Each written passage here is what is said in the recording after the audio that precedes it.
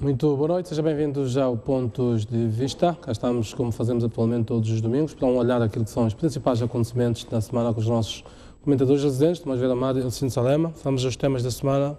Começo pelo Salema. Esta semana escolheu como assunto da semana a Bolsa de Valores como barómetro da economia. Salema. Exato, boa noite. O nosso país introduziu em 1998, há 19 anos, a Bolsa de Valores de Moçambique. Na altura houve até um debate sobre se deveria ser Bolsa de Valores de Moçambique ou Bolsa de Valores de Maputo, tendo em conta que aquilo que são as grandes bolsas pelo mundo, mas entretanto, pelo facto do nosso país não ser expressivo em termos econômicos comparando com os demais, ficou-se por Bolsa de Valores de Moçambique. O ponto aqui é, até que ponto no nosso contexto a Bolsa de Valores funciona como barômetro de economia, como vários teóricos defendem ser esse um dos papéis da Bolsa de Valores. Há algumas semanas, há 2 semanas, neste caso, alguns dias, a Bolsa de Valores de Moçambique inscreveu ou cotou a primeira PME, pequena e média empresa do país, e isto acho merecer alguma nota positiva, tendo em conta que as PMEs constituem mais de 95% daquilo que é a dinâmica econômica do nosso país.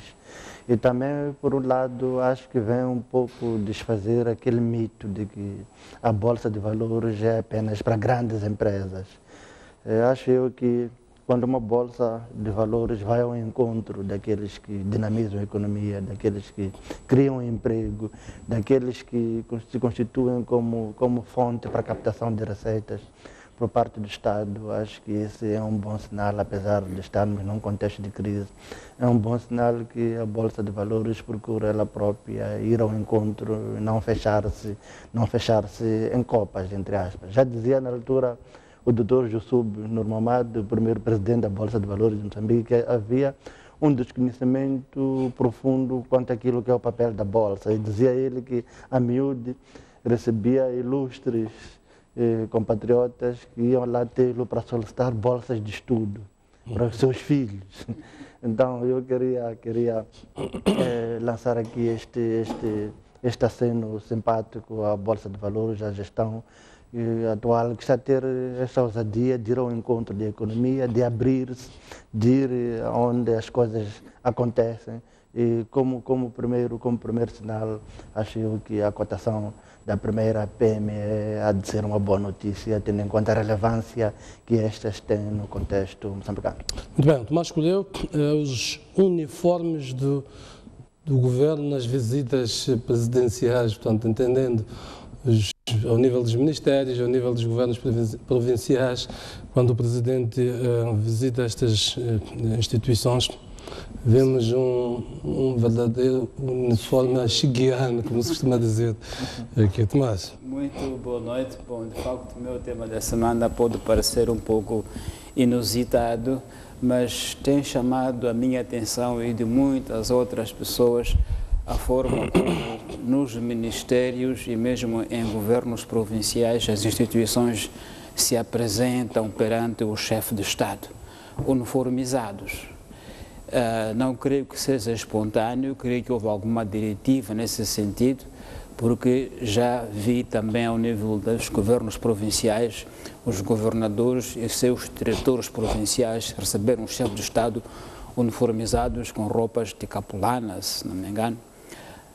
Não me parece que seja um método devidamente solene para uma visita de chefe de Estado que as pessoas se vistam uniformizadas. Eu acho que quando o chefe de Estado visita ministérios e governos provinciais é um momento de solenidade de Estado e com que tem formatos próprios, sobretudo porque esses uniformes não são uniformes, isto é, as cores, os modelos são diferentes e por vezes parece que é um esforço de ornamentação da sala através de pessoas. Não me parece que seja uma boa comunicação, parece que distrai até a audiência na televisão, quando aparecem os ministros, os governadores com aquelas vestes, as pessoas ficam a comentar as vestes e distraem-se do essencial. Eu peço desculpas se estiver enganado, mas creio que não é um modelo que se deve consolidar. O chefe de Estado visita ministérios, governos provinciais, deve ser recebido com solenidade devida, sobretudo porque são roupas que não estão uniformizadas. Em algumas províncias pareciam aquelas situações de Moçambique, Fashion Week, em que as pessoas desfilam. Não me parece que dá algum valor acrescentado a estas visitas, e eu creio que, em termos de comunicação, distrai o público e não dá a solenidade devida ao chefe de Estado. Devia-se repensar, quanto a mim, esta prática de o governo uniformizar-se quando recebe o chefe de Estado. Vou fazer aqui uma nota. Na semana passada, quando nos referíamos ao relatório da deliberação da Comissão Central da Ética Pública, falámos do envolvimento da Moçambique Capitais. Recebemos, na sequência disso, uma carta da Moçambique Capitais, assinada pelo seu Presidente do Conselho de Administração, em que, muito rapidamente, pontua dois aspectos.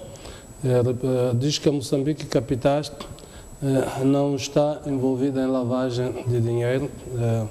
Portanto, terá percebido que fizemos uma insinuação relativamente a isso, e que é uma sociedade que é auditada pelas melhores empresas, portanto, por uma das 5 maiores empresas internacionais na área de auditoria a operar em Moçambique, e que está associada, portanto, à RISE, que é um importante fundo de capitais europeus e um dos mais relevantes de África, que integra bancos de grande relevo internacional. E que, por outro lado, os 10,4% com que ficou não foram troca de favores na sequência de algum negócio obscuro, mas sim resultado da diluição da sua participação em consequência, então, dos aumentos de capitais que se verificaram na sociedade. De uma forma mais ou menos resumida, é isto que nos tenta transmitir esta carta da Moçambique Capitais. Muito bem, vamos aos assuntos que elegemos para esta noite. Vamos começar, esta semana, vamos começar por olhar para a gestão do setor empresarial do Estado. Esta semana, o IGEP, que é o Instituto que gera as participações do Estado, esteve reunido a fazer, então, esteve reunido o seu Conselho Coordenador a olhar, então, aquilo que é a situação do setor empresarial do Estado entre as participações do Estado e as empresas públicas. E os números que nos estão apresentados são aterradores. Dizem-nos que das 114 participadas do Estado, só 43 ainda são sustentáveis, ou seja, apenas 38% de todo o universo das participações do Estado no setor empresarial são ainda sustentáveis. 71 participações não são, portanto, sustentáveis, e isto no lado das participações. Depois, ao nível destas participadas e ainda das empresas públicas, muitas destas recebem subsídios por parte do Estado para o seu funcionamento, outras não têm sequer planos de negócio, muitas não têm contas consolidadas e quase todas não geram lucros. Portanto, significa que nenhuma está a pagar dividendos ao Estado, que esta é a essência da participação do Estado no setor empresarial. Ou seja, no lugar de ser uma fonte de receitas para o Estado, vão ser um peso. Tomás, começo por ti. Queria comentar relativamente a este cenário que nos é apresentado da participação do Estado no setor empresarial. Na verdade, a notícia tem relevância por aparecer agregado todo o parque público empresarial, porque, como tal, não é novidade que o parque empresarial público há muito tempo que anda deficitário e com uma gestão bastante ruinosa. Há muitas empresas, isso é sabido, que há muitos anos não dão ao Estado qualquer dividendo, pelo contrário, reclamam por mais investimento do Estado nessas mesmas empresas. O modelo de gestão dessas empresas há muito tempo que se tornou obsoleto. Aqui já referimos sobre os critérios de indicação dos gestores destas empresas, nunca foram transparentes, e aí está talvez uma parte dos resultados, é essa. Não se compreende como é que uma empresa pode não ter um plano de negócios. Se tem uma Assembleia Geral, a Assembleia Geral tem como função precisamente verificar que esses elementos existem. Se é preciso que o GEP faça auditoria para verificar que uma empresa não tem plano de negócios, é porque algo vai mesmo muito mal. Além disso, o leque de gestores que estão nessas empresas, muitos deles não executivos, é um peso enorme para as empresas. Por vezes parece apenas um esquema de acomodação de pessoas que passam anos e anos, nunca põem os pés nessas empresas. Eu conheço algumas pessoalmente, ninguém me contou, nunca põem os pés nessas empresas, têm salários e regalias de administradores não executivos ao longo de vários anos. Portanto, não é surpreendente.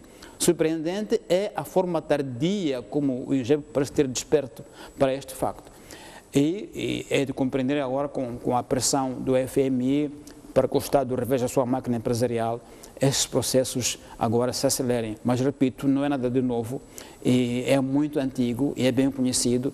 Há muito parque do Estado empresarial que realmente só dá prejuízos há vários e vários anos, e porque o modelo de gestão, o modelo de negócios nunca foi atualizado, é obsoleto, não prestam contas. A lei obriga as empresas públicas todas a publicar as suas contas em jornais, não o fazem, e ninguém, às vezes que o façam, e portanto não é surpreendente que chega um dia encontremos a bancarrota generalizada. Sr. Salem.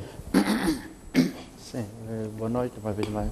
Na verdade, acho eu que o IGEP limitou-se nos lugares comuns, ou seja, não disse nada que não fosse de domínio público. Qualquer outra entidade com acesso à informação a que o IGEP tem acesso era capaz de chegar à mesma conclusão, mas acho eu que do IGEP não se esperam lugares comuns, não se espera o óbvio, se espera um posicionamento estratégico sobre aquilo que o próprio IGEP acha que deverá ser isto tudo. Uma questão muito simples, afinal, qual é o objetivo do Estado ao participar em empresas públicas, ao se tornar acionista, por outras palavras, aliás, de certas sociedades anónimas, por um lado, deixando por outro lado as empresas públicas, começando por essas últimas. Há 2 semanas, o ministro da Justiça, Assuntos Constitucionais e Religiosos, fazendo a vez do primeiro-ministro, disse no encontro do gabinete, Conselho Coordenador do Gabinete de Informação, que funciona junto do gabinete do primeiro-ministro, disse que as empresas públicas de comunicação social deverão se preocupar com a sua sustentabilidade. Isto é um exemplo paradigmático de que o próprio Estado não sabe o que pretende, por um lado com o setor empresarial no geral, mas com as próprias empresas públicas e depois com as próprias participadas. Como é que vai se esperar com um órgão de comunicação social do setor público seja sustentável, seja rentável, até que o próprio Estado deveria, para proteger o próprio mercado da comunicação social, à partida, proibir essas empresas de competirem com aquelas que são privadas ou de injetar capital nelas para que elas sirvam única e exclusivamente o próprio interesse público, criando um sistema de governação que inclua os principais atores, que inclua a sociedade civil, o próprio sistema de financiamento deverá ser de outra forma por via do Parlamento, não por via de contratos de programa, etc, etc. Agora, quanto à participação do Estado em sociedades anónimas, há aqui um equívoco que eu gostaria de expor. Tudo isto associado àquela minha questão inicial. Afinal, qual é o objetivo do Estado ao participar em firmas tais? Por um lado, uma empresa privada visa a maximização da riqueza, do lucro. Por outro lado, o objetivo básico do Estado é o desenvolvimento social, é a proteção do bem comum. Muitas empresas, há muito que tem a solução, que é, por exemplo, a redução da mão de obra em 70% a 80%. Mas o próprio Estado, estando nesse conflito de papéis, ele próprio acaba obstando a que certos gestores avancem nessa perspectiva. Então, acho eu que, acima de tudo, o Estado deve definir claramente o que pretende ao participar em firmas tais. Se pretende maximizar o lucro, o que talvez não é só a vocação, ou se pretende promover a harmonia e a estabilidade social, incluindo a proteção de empregos, etc, etc. Então, acho eu que o debate é muito mais profundo do que esta dimensão muito superficial do IGEP, de nos aparecer aqui com este quadro todo que é muito óbvio, superficial e de pouca utilidade, a meu ver. Um dos aspectos que salta à vista é que estas empresas estão a ser um peso para o Estado. Muitas delas porque contraem empréstimos com garantias do Estado e não conseguem depois fazer os reembolsos desses empréstimos. A Conta Geral do Estado de 2015 refere que a empresa Aeroportos de Moçambique, o FAR, o Fundo de Fomento de Habitação, a ANE, a FAP, Maputo Sul e o próprio IGEP contraíram empréstimos por acordos de atualização e não efetuaram qualquer reembolso nos últimos 5 anos. Ou seja, incluindo o próprio IGEP, que é o gestor destas participações. Este encargo, este ônus todo vai claramente do Estado. Aqui ainda se pode acrescentar a LRN, portanto, que está também numa situação de endividamento, cuja situação já vem refletida na Conta Geral de 2016, que vai ser tornado público a qualquer momento. A questão que se coloca é: estas empresas têm gestores públicos, muitos deles pomposamente aparecem na praça pública. A pergunta que a gente faz: o que é que andam a gerir se todo o ônus fica com o Estado?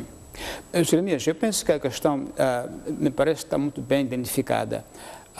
Como eu já dizia, o formato como a gestão das empresas é constituída, ela encerra em si próprio um problema. Se o gestor da empresa é designado um pouco de forma subjetiva, sem qualquer contrato ao qual está vinculado o seu mandato, é por isso mesmo que ele é surpreendido sem um plano de negócios, porque nada o vincula. Ora, se o gestor é contratado e no contrato está vinculado a metas, a resultados e a calendário e não os atinge no tempo determinado, é exonerado automaticamente. Agora, tem que ser um critério objetivo, mas se ele chegou lá por critérios que ninguém explica, são critérios, às vezes, de confiança política, então torna-se difícil exonerá-lo e acumula-se os prejuízos. Por outro lado, há uma questão que o Presidente Tinho se referiu de passagem, quando foi ao Ministério dos Combatentes, ao falar do fundo dos combatentes e do baixo reembolso. O Presidente disse: temos muitos fundos neste país cujos mutuários não reembolsam, não devolvem o dinheiro. Realmente temos muitos fundos e que é preciso, de facto, fazer um inventário. O que é que fazem tantos fundos de fomento agrário, fomento pesqueiro, fomento de habitação? Há tantos fundos que andam por aí que até nós esquecemos de os monitorar, porque nunca aparecem em público com contas para dizer o que é que fazem, de que modo é que fazem, como é que indicam os seus gestores, quantos gestores estão lá. Então, essa questão, repito, não é nova, é muito antiga e implica que se mude, de facto, o paradigma através da qual as empresas são constituídas, através da qual os gestores são designados, que se façam concursos públicos transparentes e públicos e que os que ganham os concursos vinculem-se a contratos com tarefas e metas de calendário, sem cujo cumprimento perdem o lugar. Só assim se pode mudar o paradigma que hoje existe. Não vejo outra forma de mudar, a não ser, de facto, irmos ao fundo das questões e abordá-las como deve ser e deixar ao mínimo possível a ideia de postos de confiança. O posto de confiança, eu acho que sim, faz sentido o ministro, ninguém discorda disso, o ministro é a confiança do presidente.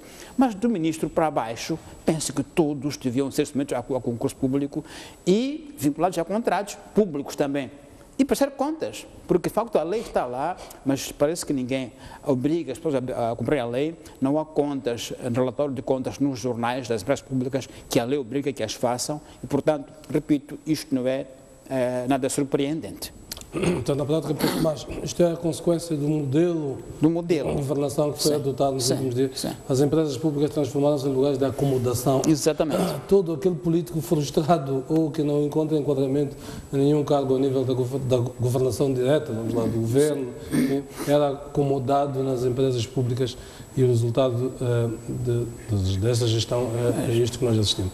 Sabe, eu coloco, já há muito que o governo fala em reformas no setor empresarial do Estado. O que é certo, até agora ainda não vimos reformas tangíveis. Há uma operação também do FMI nesse sentido.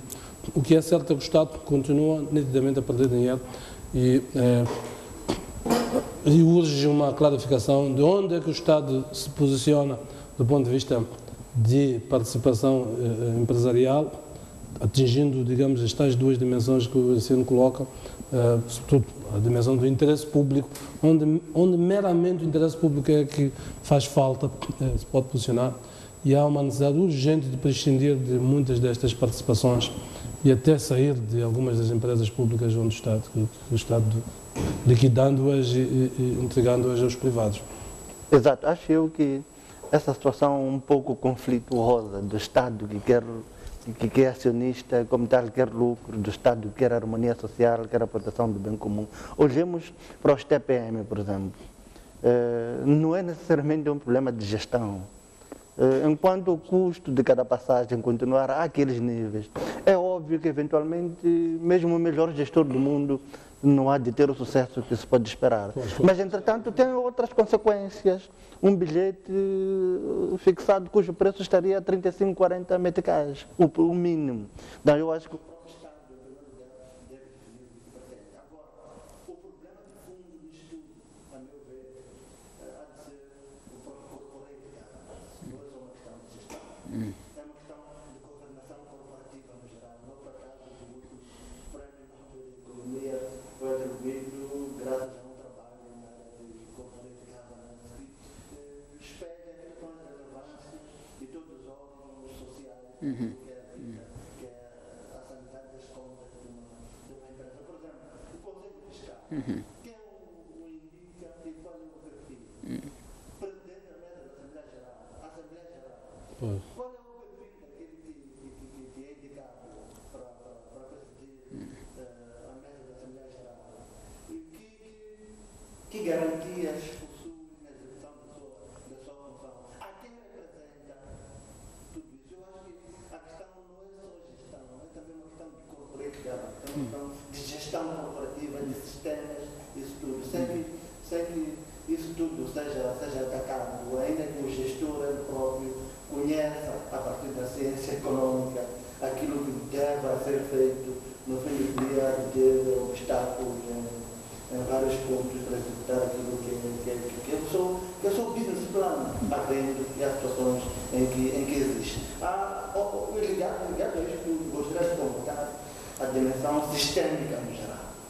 Acho que precisamos de moralizar a nossa sociedade no geral, a nossa esfera político-econômica no geral. Por exemplo, financiamento político. Os partidos estão no poder, ou o partido está no poder em Moçambique. De onde é que vai buscar o seu financiamento político quando chega o momento eleitoral? E até que ponto a prestação de contas é feita?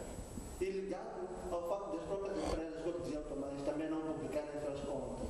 Logo, fica aqui uma dúvida sobre si. Elas próprias, eventualmente, não estariam a financiar aquilo que seriam atividades políticas, criando uma disfunção naquilo que é a própria competição política. Então, acho que olhar para as empresas como algo isolado seria uma análise. Olhar para o financiamento político, a obrigatoriedade dos partidos políticos publicarem contas depois das campanhas. O que deve acontecer se não publicar? Nenhum partido publica. A lei está clara. Entretanto, ninguém garante law enforcement, ninguém garante que as leis sejam efetivadas quando é feito. Então, acho que não é necessariamente um problema, não é apenas um problema de gestão. O próprio Estado tem que definir o que pretende ao participar no setor empresarial. As empresas têm mais lucro, obviamente, o Estado iria maximizar a coleta de impostos externos. Mas, entretanto, há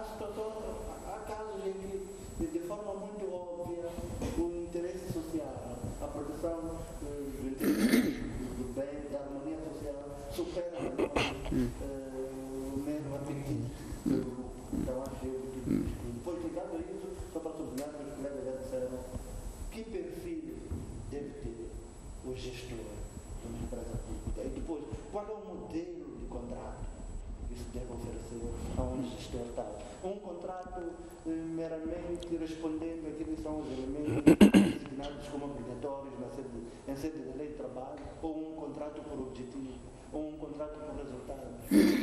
O que deve acontecer se esse objetivo não são atingidos? Então acho que esta é uma discussão muito urgente. Infelizmente ficamos à espera do FMI para despertarmos e começarmos a discutir isto. Há mais uma questão, Jeremias, sobre a questão que bem coloca o ensino sistémica. A questão do conflito de interesses que toda hora aqui nós mencionamos também chega ao parque empresarial público e do Estado, ou não começado a participar.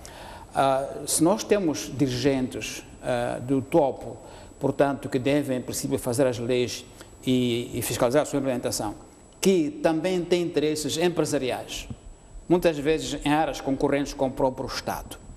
O resultado disto é, muitas vezes, o bloqueio àquelas empresas que são do Estado, ou o Estado tem lá ações, porque concorrem com empresas onde o dirigente também é sócio.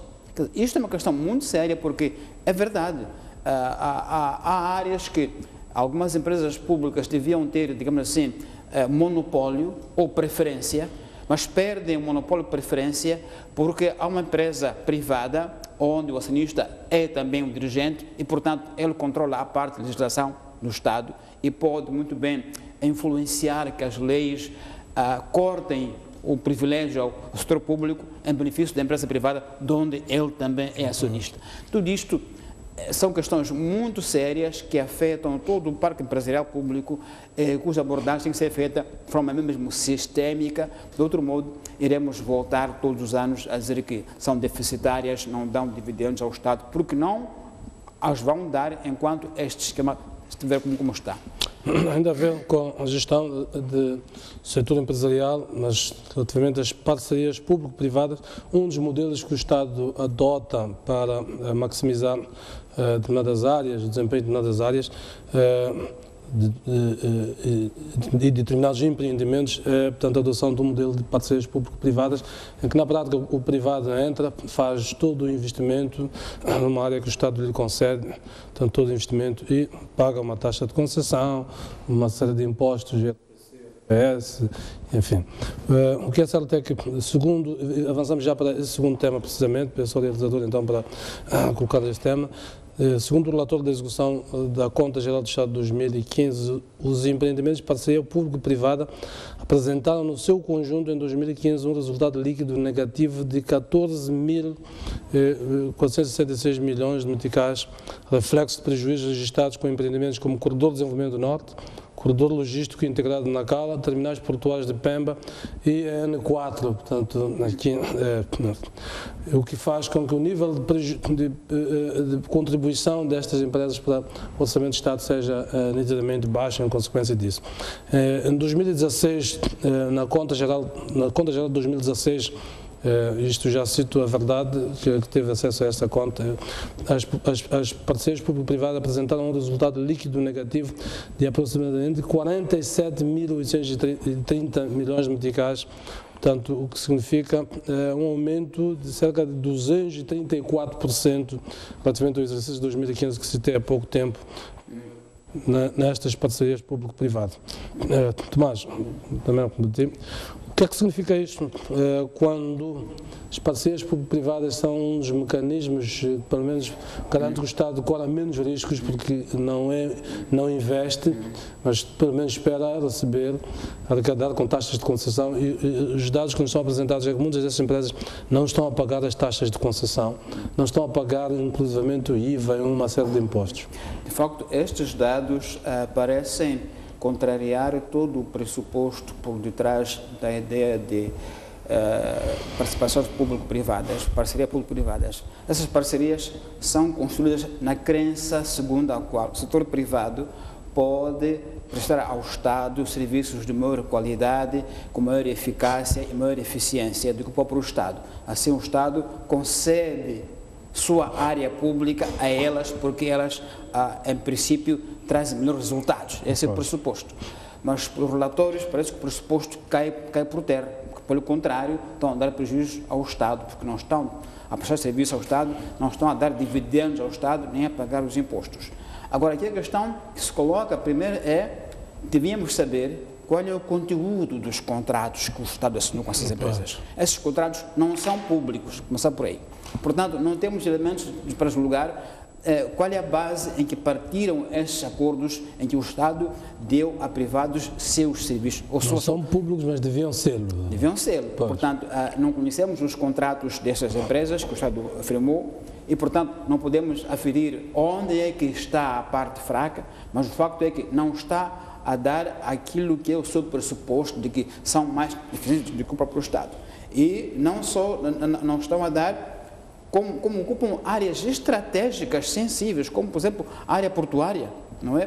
São áreas econômicas de peso. Se essas áreas não estão a dar ao Estado qualquer rendimento, então quais são as áreas que nós podemos esperar que deem, se essas não estão a dar? Pelo contrário, dão prejuízo ao Estado. E, como bem diz o Jeremias, por 2 anos seguidos, um líquido negativo. Isso é muito sério. Uma vez mais, não temos as contas dessas empresas, não temos os seus contratos, não temos o regime contratual. Na generalidade, nós estamos a falar de parcerias que estão ainda numa fase de investimento. Algumas delas já estão há muito tempo. Há vários anos em ação e, portanto, não estão a produzir os já resultados. Era suposto terem atingido o break-even point e já estivessem numa fase de dar resultados. De duas uma. Ou os contratos assinados não são claros e, portanto, não estão a dar o que deviam prever, ou o próprio Estado não tem capacidade de os monitorar e obrigar quem os assinou a cumpri-los. É uma hipótese muito provável, porque é preciso que quem concessiona essas parcerias seja capaz de monitorar e verificar periodicamente qual é o desempenho da empresa concessionária em relação ao produto que prevê prestar ao público, neste caso concreto. Portanto, não temos elementos aqui para julgar, mas o facto é que o relatório é negativo ao longo de anos consecutivos em áreas estratégicas fundamentais, não será que elas davam ao Estado algum dinheiro, digamos assim. Sr. Salema, como é que olha para estes resultados, pelo menos vem na conta geral de 2015, 2016, relativamente ao desempenho destas parcerias privadas? Exato. Quanto ao desempenho das parcerias público-privadas, está mais do que claro que é simplesmente catastrófico. O Estado está a captar em termos de receitas aquilo que era suposto captar. Entretanto, acho eu que a história do nosso país pode nos oferecer muitos elementos para analisarmos e percebermos isto também testemunhado. Em 1984 iniciamos o processo de reajustamento estrutural, as instituições de Bretton Woods. 2 anos depois, o nosso Parlamento discute, era primeiro-ministro o Sr.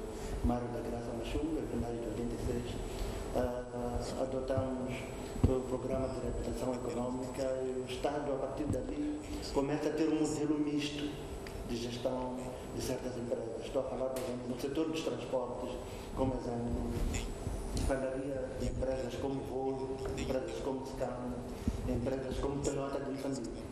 Era aquilo que se chamava de empresas mistas na altura.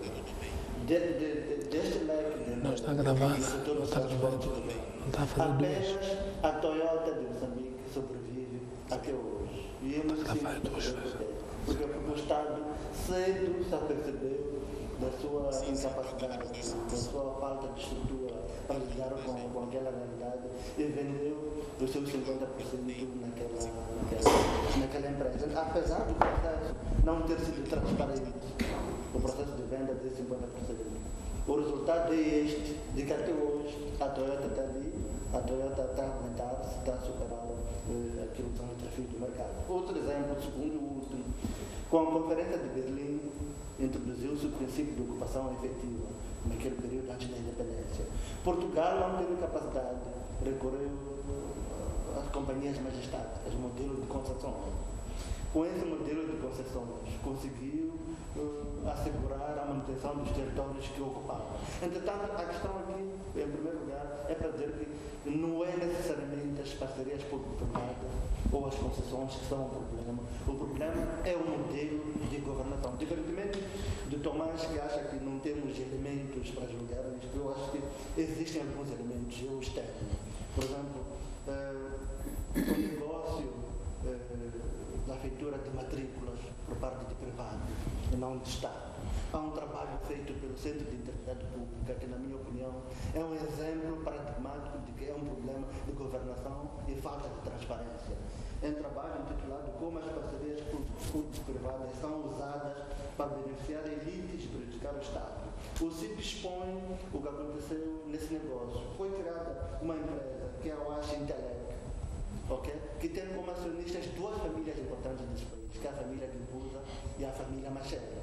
Entretanto, o concurso público foi lançado, foi fechado sem que houvesse concorrentes para o efeito. E depois foi prorrogado o prazo. Quando o prazo é prorrogado, é criada esta sociedade, envolvendo essas elites políticas de uma firma alemã, e que, entretanto, tudo aquilo que foi estabelecido em contrato,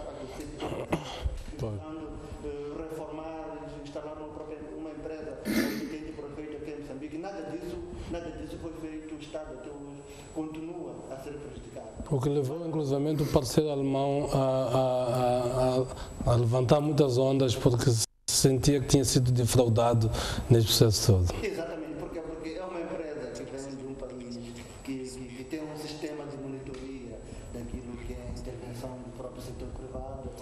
Entretanto, veio para um outro contexto em que há outras lógicas, que não são aquelas que se alinhem com as boas práticas internacionais. Então, acho que é tempo de refletirmos seriamente sobre aquilo que queremos no domínio das parcerias público-privadas. O Estado, em sede das parcerias público-privadas, muitas das vezes é ele próprio a investir dinheiro, diferentemente do próprio privado. Muitas das vezes o privado está lá apenas por via de um lobby político, não que necessariamente tenha capacidade de colocar capital e traçar um plano de negócio, e que esse plano de negócio ele próprio possa gerar receita. Diferentemente daquilo que acontece com as concessões em termos puros. Numa concessão, é o próprio concessionário que investe, ele remunera-se através das taxas que cobra, entretanto, ele próprio corre o risco. Apesar de não ter todos os elementos quanto a esse aspecto, mas acho eu que há uma ou outra concessão que esteja a produzir receitas.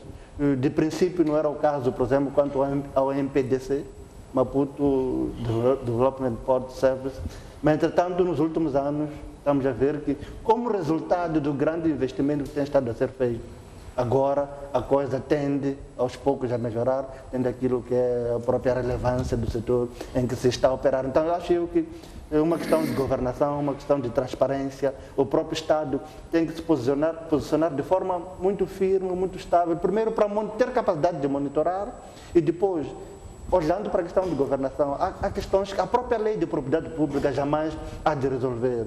Temos estado a assistir a governantes que eles próprios aprovam uma parceria público-privada e depois de 2, 3 anos, uma vez terminado o ofício, eles próprios já são gestores, já são membros do Conselho de Administração das mesmas parcerias público-privadas, ainda que cumpram os 2 anos previstos na lei, mas eles próprios depois se beneficiam das próprias medidas. Então, a questão de governação, na minha opinião, no fim do dia, é central, é a separação de interesses políticos e de interesses puramente econômicos para o benefício do Estado. Eu aqui falava de falta de elementos de comparação, referia-me a um princípio fundamental de que os contratos devem ser públicos e não são públicos.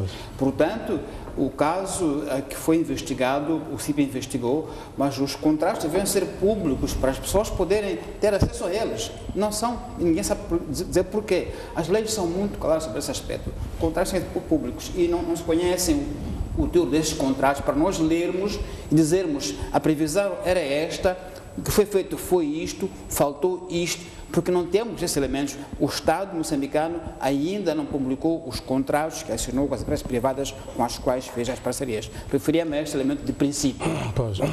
É um dado que surge nesta Conta Geral do Estado de 2015, apesar deste envolvimento do Estado ao nível deste setor empresarial, o estoque da dívida interna, de acordo com os dados que estão na Conta Geral do Estado de 2015, registrou uma variação de 210% entre 2011 e 2015.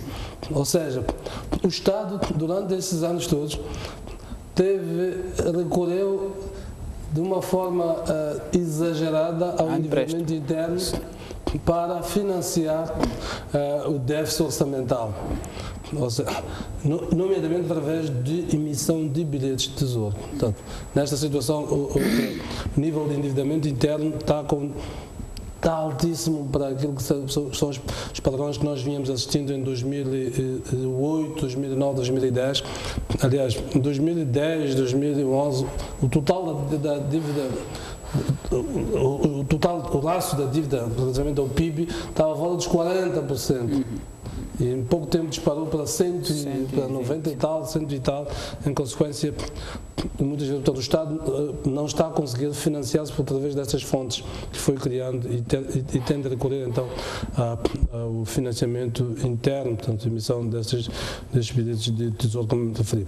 Um dos exemplos de uma parceria público-privada, já que falamos disso e avançamos já para o terceiro tema, tem a ver com a emissão de bilhete de identidade.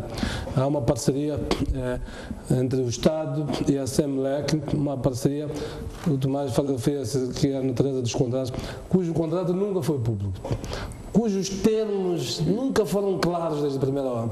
Nós aqui ao nível do Grupo Soico fizemos muito trabalho à volta desta parceria público-privada nos anos 2010, 11, e nunca ficou claro exatamente como é que a SEMLEC apareceu aqui a fazer.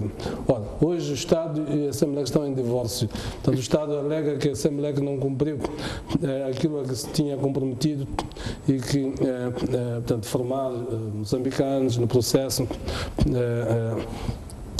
investir em infraestruturas e que nem sequer qualidade consegue fornecer documentos de qualidade. Tudo isto, nós já tínhamos levantado esses questionamentos, quem for ao arquivo de 2014, 2010, 2011, já pode encontrar esses elementos.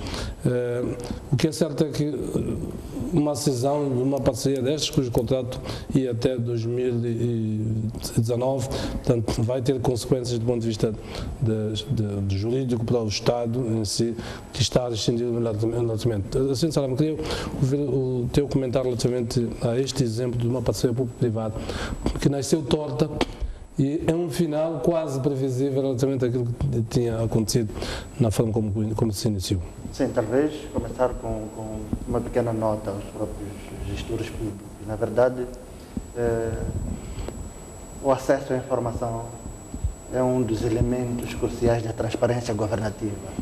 E associado a isso há um princípio, que é o princípio da proatividade na disseminação de informação de interesse público. Aquele que não faz arrisca-se a ser escrutinado, acima de tudo, ser objeto de jornalismo de investigação.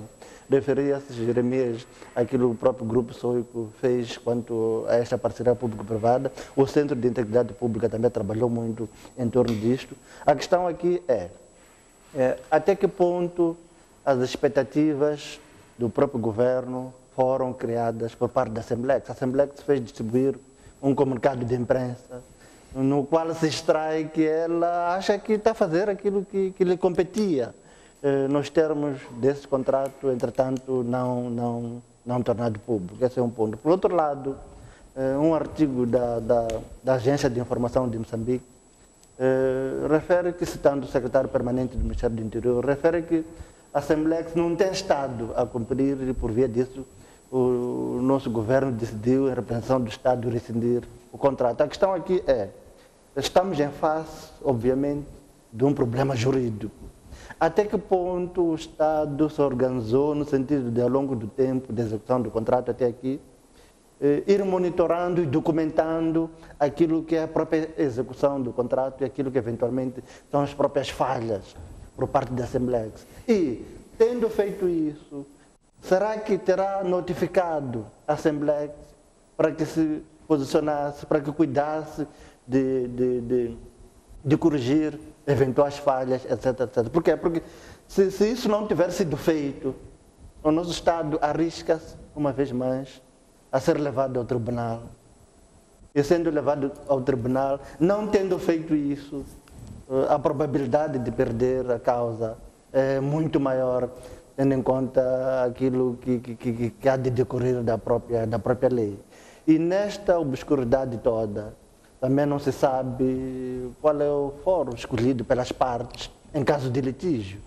Se as partes não tiverem se pronunciado quanto a isso, naturalmente que serão os tribunais moçambicanos. Mas nos termos da liberdade contratual, pode ser que as partes tenham escolhido outra jurisdição. A probabilidade é que seja mesmo outra jurisdição, não jurisdição moçambicana. Uma vez mais, o nosso Estado há de ter que contratar advogados, contratar firmas de advogados para arcar com toda essa eventual demanda que é previsível, tendo em conta aquilo que já transpira de ambas as partes, da Assembleia e do próprio governo. Acho que por enquanto é isto que se me oferece dizer e ficar à espera de testemunhar no próximo. Mas o que é certo é que uma parceria público-privada o que pretende é que o Estado se substitua por um privado que faça uma provisão eficiente dos bens e serviços que o Estado se acha incompetente para o fazer, ou pelo menos acha que o privado fala melhor. O que é certo na questão dos bens, nada melhorou nos últimos anos, ou seja, os tempos de espera são os mesmos, enfim. E quando sairmos dos bens, iremos atacar a questão das cartas de condução, que é também uma das áreas onde há uma PP que não está, pelo menos, a trazer resultado muito melhor do que aquilo que o Estado fazia e tudo. E a gente se pergunta, muitos destes negócios, essas parcerias foram lançadas sem concurso público. Da Assembleia, por exemplo, foi lançado sem concurso público. Esta semana a Assembleia vem dizer que quer cumprir o contrato que assinou com o Estado até o seu final. O Estado já disse que, rescinde o contrato, que não há condições, significa que estamos em presença de uma situação de um litígio, claramente. Sem dúvida. Uma vez mais, aqui há um problema de raiz. O problema de raiz é que esse contrato com a Assembleia é legal. É legal, ponto final, porque foi concluído sem concurso público, contra a lei. E agora, creio que é natural que o nosso governo procure também alguma solidariedade pública na sua disputa com a Assembleia, mas o público não conhece o contrato. Portanto, não temos uma vez mais elementos, não conhecemos o contrato. O contrato foi assinado sem concurso público e não está disponível ao público. E pelo conhecimento que existe da qualidade dos serviços de Semlex, é óbvio que esta empresa não está qualificada para aquilo que foi contratada. Mas a pergunta inicial é, a Semlex foi contratada porque era melhor do que quem? Qual é a comparação que se teve para depois dizer que essa empresa não corresponde? Não corresponde, mas era melhor do que quem? Qual foi a outra empresa que foi contratada e que perdeu o concurso? Não há esse relato. E, portanto, não temos uma vez mais elementos para dizer como é que se chegou a Semlex para depois hoje dizermos que ela não dá os serviços que nós queríamos que desse. Porque não houve concurso público e isso foi bem debatido, como diz Jeremias, na altura em que foi feito o contrato. O ministro do Interior apareceu em público a defender que é uma empresa com muita reputação da Bélgica, mas, pelos vistos, não está a responder aquilo que é os termos do contrato. Os documentos, por exemplo, dos passaportes, alguns documentos não passam nos sistemas informáticos nas fronteiras, ou os sistemas não se comunicam entre si. Portanto, há muitas queixas da parte do nosso governo em relação a esta empresa, mas já passam 6 anos desde que o contrato foi assinado. Contrato de 10 anos, como diz bem o Iricino. Se não houve, ao longo do tempo, um processo de monitoria e de relato das falhas, não encontrando da parte da Semlex a correção correspondente, poderá ser complicado agora dizer que não estamos satisfeitos com o serviço depois de 6 anos. Aliás, diz a empresa que, aliás, o governo atrasou-se ou atrasa-se o pagamento a ela. Quando era suposto, de facto, ser o contrário. Depois que estes serviços tragam benefício ao Estado. Então, uma vez mais, a obscuridade dos negócios traz sempre como consequências estes problemas. Quando a gente elenca aquilo que o Estado levanta, Tomás, falta de cumprimento de prazos, falta de esclarecimento sobre documentos solicitados, má qualidade dos documentos, erros na configuração por parte da CEMLEC, depois a não legibilidade dos sistemas de leitura óptica na fronteira, Exatamente. Má qualidade das fotografias, a não leitura do código de barras do BI para emissão de passaportes. Enfim, não parece coisa de uma empresa que tenha sido escrutinada antes de se lhe atribuir o negócio. Portanto, ou se foi chegada aqui dentro, não encontrou força de monitoria suficiente que obrigasse a cumprir os termos contratuais com qualidade de vida e relaxou. Porque encontrou uma situação de que ninguém está aqui atento, portanto, se ninguém reclama, eu faço como faço até chegar a uma altura. Pronto, mas depois o público foi reclamando, e o governo teve que reagir. Aliás, eu iria insistir nisto tudo, na dimensão sistêmica. Moçambique, como este sistema que estamos a tentar construir. Tendo sido reportado várias vezes que a lei tinha sido incumprida, não tinha havido concurso público, etc. O que a Procuradoria-Geral da República fez até hoje para investigar se isso corresponde à verdade e, sendo esse o caso, para cuidar de acionar os mecanismos legais, tendo em conta que ela é titular da ação penal, tendo em conta que os servidores públicos tomaram essas decisões, são localizáveis e, para a nossa felicidade como país, estão vivos ainda. O que a PGR fez até hoje para cuidar da proteção do interesse público? Esse é um ponto. Por outro lado, é óbvio e claro, vamos ser honestos, que apesar dessas críticas todas à CEMLEC, há um outro ponto em que se registram algumas melhorias. Olhando, por exemplo, para a produção ou extração de certificados de registro criminal. Há uma melhoria profunda comparando com o período anterior à entrada da CEMLEC. Deve ser um mero acaso, mas já há algumas melhorias. Esse é um ponto. Agora, nessa dimensão sistêmica, até que ponto nós, como Estado, estamos a usar os dados biométricos até aqui disponíveis, por exemplo, no combate ao próprio crime? Se com as impressões digitais, os investigadores, os policiais já podem ter acesso a certos elementos que pudessem constituir pistas em termos de esclarecimento de certas situações. O que nós, como Estado, estamos a fazer para a capitalização desse investimento? Que, na verdade, o fim último não é só a produção dos BIs, dos passaportes, etc., mas é a própria proteção do Estado, a própria segurança do Estado. E há uma discussão que foi levantada na altura. Até que ponto algo que toca, mexe com a soberania do Estado é adjudicado a um ente estrangeiro, estranho ao próprio Estado? E aparentemente isso agora não está a ser proporcionalmente colocado. Exatamente. E pode ser que desta vez o nosso Estado venha a contratar uma outra empresa estrangeira e isso pode... Já o concurso público há duas empresas, ambas estrangeiras, porque, mas o curioso é que tudo isso foi levantado, o Sarama está a colocar agora, e agora o secretário permanente do Ministério do Interior está a ser citado pela IME a dizer que os gestores da CEMLEC, um deles, aproveitando-se do facto de eles estarem a gerir os dados, manipulou o sistema e renovou o seu próprio DIR. Ou seja, tem um acesso demasiado privilegiado. Estamos a falar de aceder e manipular os dados, portanto, para renovar o seu DIR. Não sabemos o que mais está a ser feito. DIR será renovado. Aliás, de outras pessoas. Aliás, insisto na dimensão sistêmica. O que o Ministério do Interior fez tendo constatado isso? Esse senhor foi processado, foi responsabilizado. Vamos avançar para o último tema que escolhemos, que são as visitas do Presidente. O Presidente foi esta semana a dois ministérios, o Ministério da Ação Social e ao Ministério da Mitandela, Ministério da Terra, Ambiente e Desenvolvimento Rural. Comecemos pelo Ministério da Ação Social. Salema, vou começar por ti desta vez. Vimos o Presidente muito zangado, chamemos-lhe assim, no Ministério da Ação Social, perguntando por dados básicos que não foram capazes de fornecer orçamentos de gestão de orfanatos, enfim. E o Presidente termina esta visita dizendo vocês não sabem o que é que fazem com o dinheiro, quer dizer, uma mensagem cáustica que foi deixada. Queria ver a sua opinião.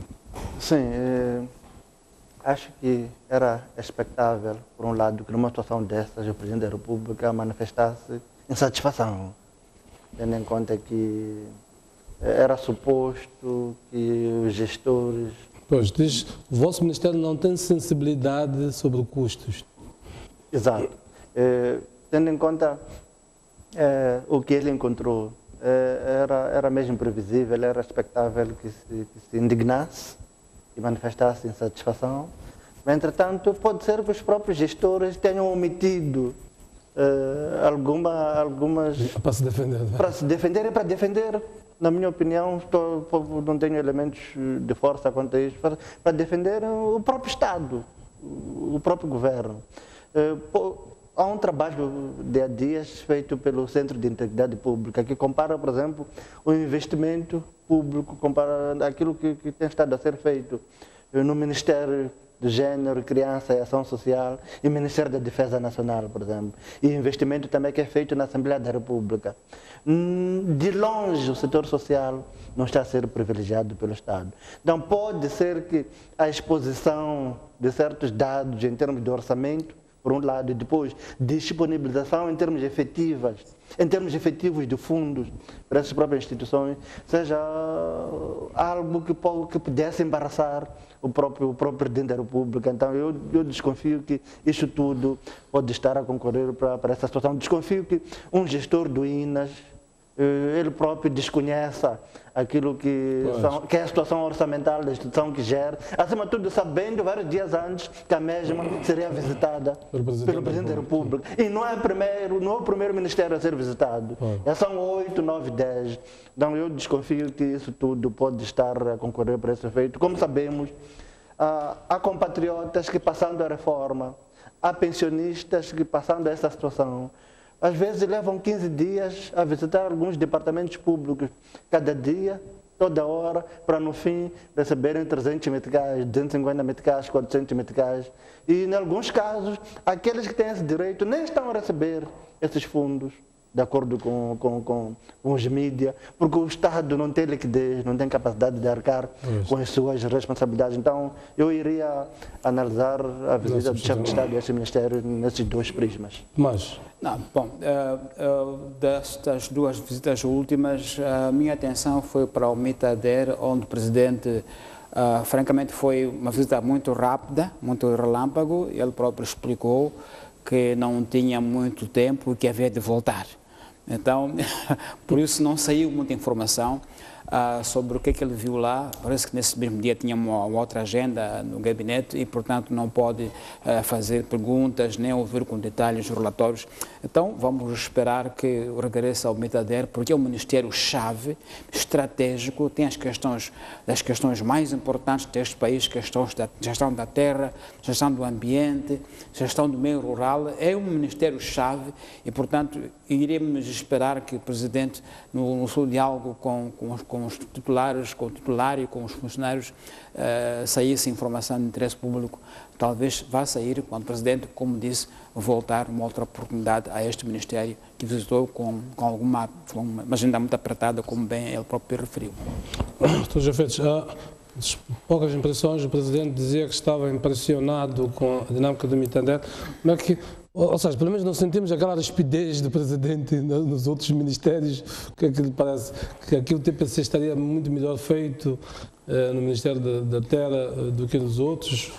Provavelmente o Ministério tivesse melhor organizado, os dados melhor organizados, mas seja como for o Presidente, não teve aquela interação que nos habituou a ter, ainda que fosse para dizer mesmo que está tudo organizado bem, não ouvimos isso. Eu só notei quando ele disse que realmente queria voltar para ver as questões que ele quer ver. Ele disse, as questões que eu quero ver.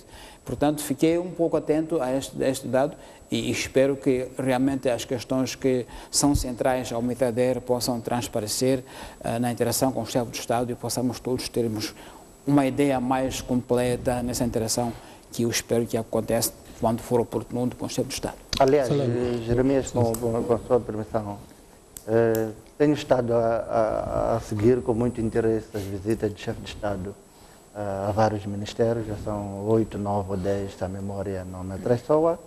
Devo dizê-lo que, dentre todos os titulares, todos os ministros que tiveram que interagir com o chefe de Estado, o ministro da Terra, na minha opinião, é o único que falou de forma muito clara, parece ter a ciência daquilo que faz. Há outros que se embrulham, quando esprememos aquilo que dizem, não sai nada. Mas do ministro da Terra, o senhor Celso Correia, a César o que é de César, pelo menos tudo fica claro em termos de comunicação, no tocante àquilo que ele pretende ou procura transmitir ao chefe de Estado e por essa via também aos moçambicanos, tendo em conta que os mídias estão ali presentes. Uma vez mais... E tem obra, né? Tem obra feita, Terra Segura, sustenta, exatamente, a criação do Fundo de Desenvolvimento Sustentável, Operação Tronco. Operação Tronco. E isso tudo vem, uma vez mais, provar que comunicação é um elemento chave central no processo governativo. Aquele que comunica mal, ainda que tenha resultados, no fim do dia, há de ser um mau governante. Aquele que comunica bem, ainda que, do ponto de vista de conteúdo, haja muito pouco, é apenas uma dimensão processual, aos olhos da opinião pública, há de parecer ser aquele que está efetivamente a fazer as coisas acontecer. Quando olhamos para... No final da visita, o Ministério produziu uma brochura, um livro, na verdade, muito grande, sintetizando todas as atividades feitas. Há uma coisa que salta à vista. Parece que há vários ministérios a andar a diferentes velocidades dentro deste governo. Há aqueles que, de facto, a gente percebe que tem ali conteúdo. Há outros que nem por isso. Quer dizer, sabe que o Presidente vai visitar. Não tem um documento de base orientador que fique ali como uma memória descritiva. Não, fica-se num blá blá, às vezes relatórios soltos. Sim, talvez a única coisa que é uniforme a todos os ministérios já visitados até aqui, para recuperar o que o Tomás dizia, é o uniforme. O próprio ministro Celso Correia e sua equipa estavam devidamente uniformizados. Então isso tudo é uma dimensão também que não é de menosprezar nisto tudo. E é uma prova, na minha opinião, evidente de que a visita não foi assim tão surpresa. Se tiveram tempo de escolher a capulana, de procurar os alfaiates, sinal de que já tinham notícia de que haveria a visita do chefe de Estado. Pois, curiosamente, o Ministério da Ação Social foi o único que não teve essas vestes.